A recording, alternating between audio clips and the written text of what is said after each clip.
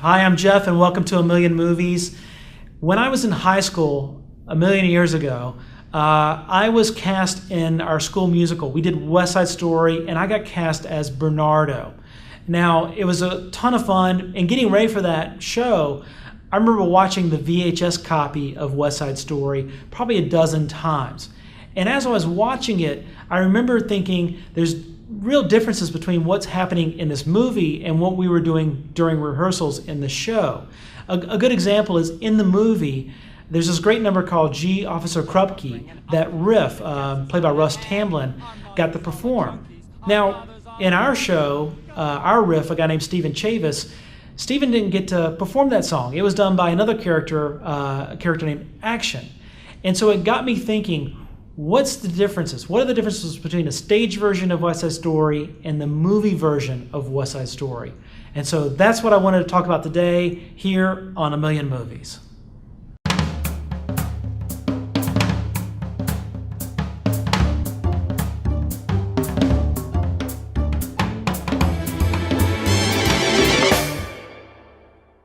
So just to close the loop on what happened with G Officer Krupke.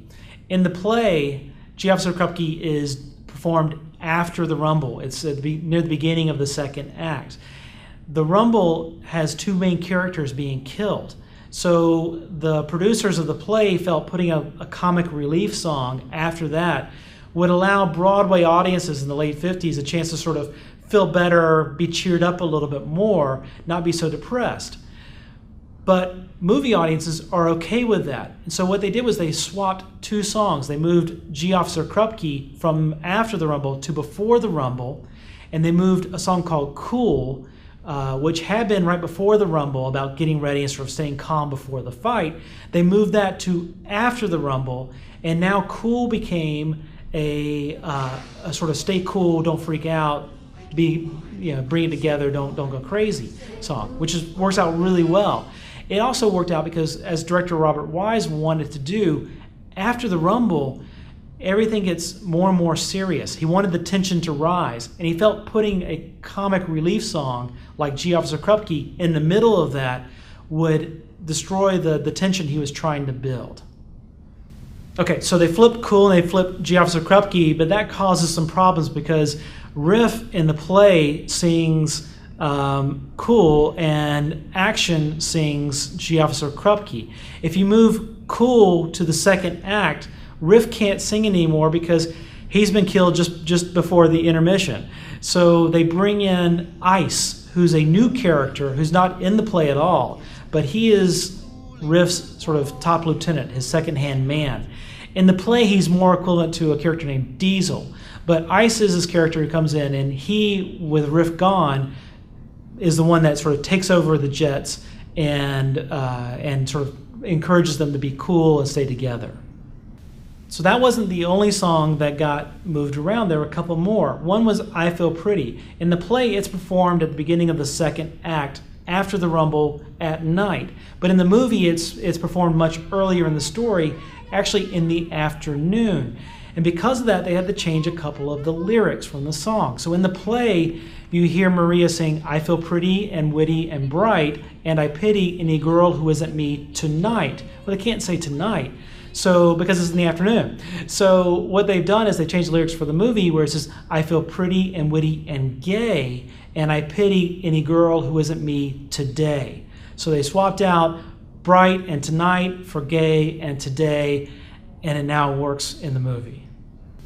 And finally, there's a song, Tonight. And in the play, it is performed immediately after the dance at the gym, and Tony sees Maria for the first time and sings Maria. The next song is Tonight. In the movie, they decided to move the song America between the dance at the gym and Maria and before Tonight.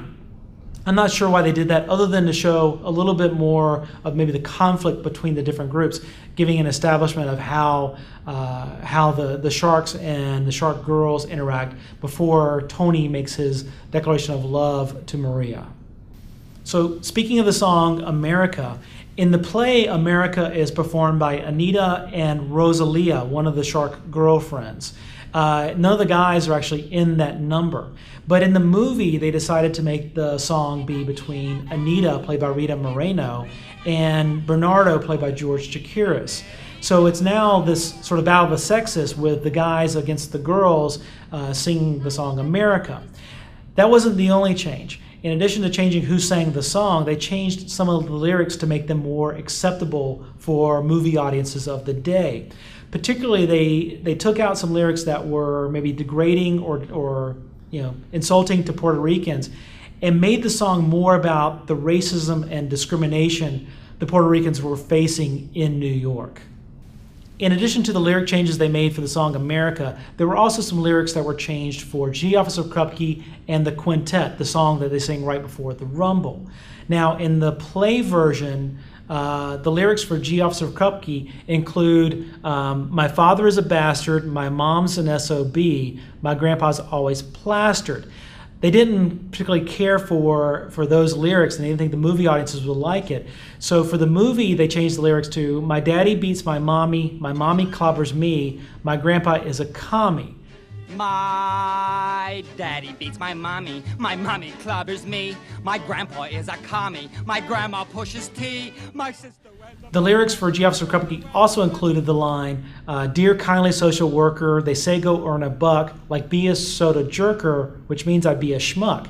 Now, I don't know if they didn't like the word schmuck or if they didn't think the middle America would understand what schmuck meant in 1961, but they changed those lyrics for the movie. Dear kindly social worker, they tell me get a job, like be a soda jerker, which means like be a slob. It's not So in the Quintet, we've got a little bit of business that's been changed. Both gangs have agreed, the Sharks and the Jets have agreed, that the fight will be a rumble between their two best men.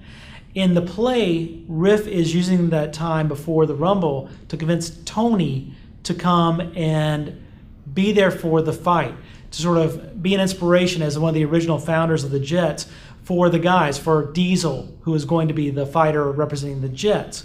Now, in the movie, Riff has already had a conversation with Tony where he's told him he wants him to be there tonight. Riff's conversation during the Quintet in the movie is talking with Ice, who is the equivalent of Diesel, but this character Ice, and talking to Ice and getting him ready for the fight tonight. So the lyrics are going to change a little bit because in the plays, Riff is talking to Tony, and in the movie, he's talking to Ice. So in the play, Riff says, I'm counting on you to be there tonight when Diesel wins it fair and square tonight. In the movie, he changes it to, we'll be a backing you boy, you're gonna flatten him good.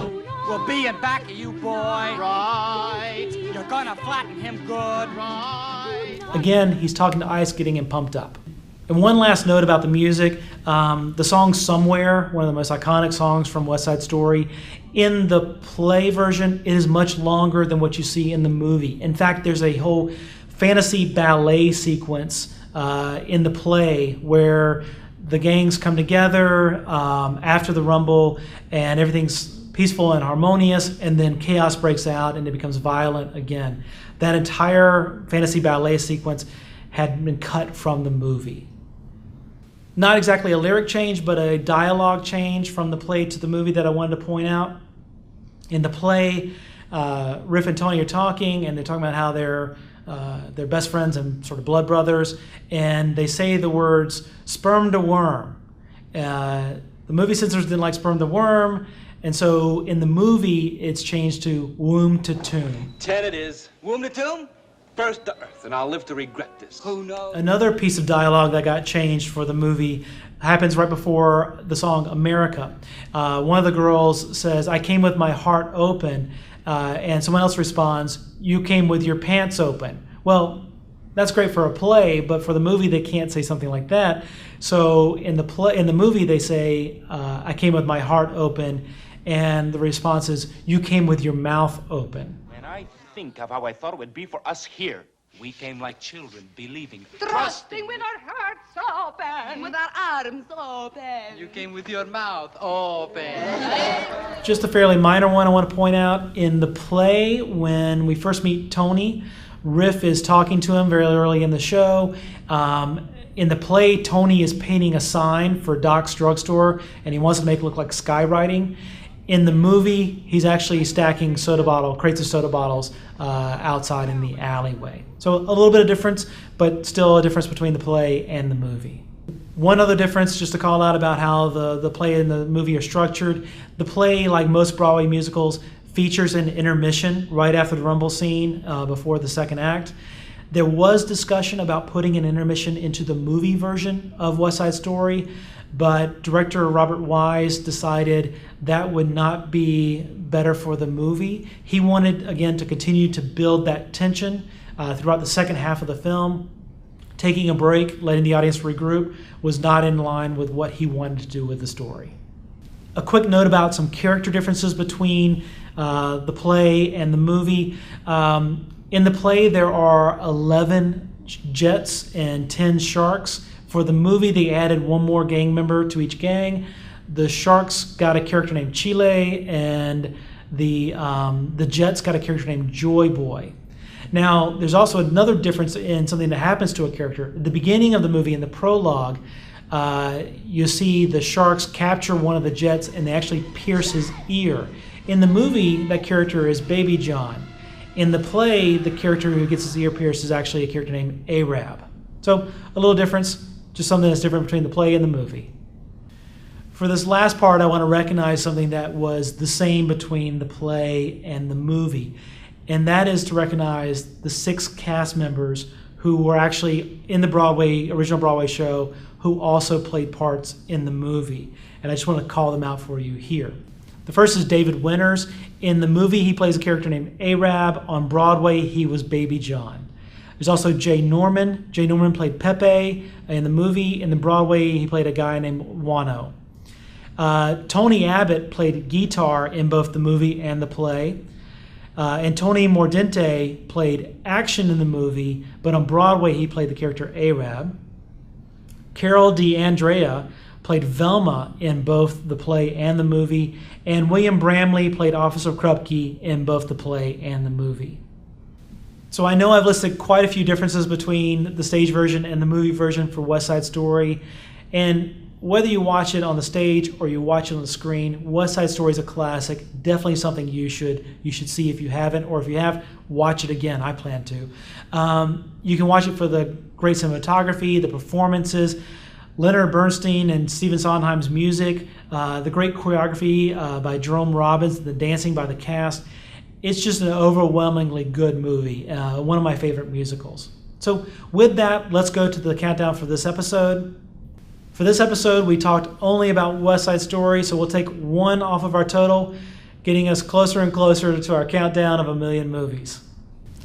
So thank you once again for joining me on 1,000,000 Movies. If you have any comments, any feedback, any suggestions, please do put them in the comments section below. I love to read those. If you like this episode, I hope you watch some of my other episodes. And ideally, if you like this channel, I hope you'll subscribe to this channel. Clicking that little subscribe button really helps me out quite a bit. If you think about doing that, I'd really appreciate it. And with that, we'll end this episode, and hopefully I'll see you on my next episode of 1,000,000 Movies.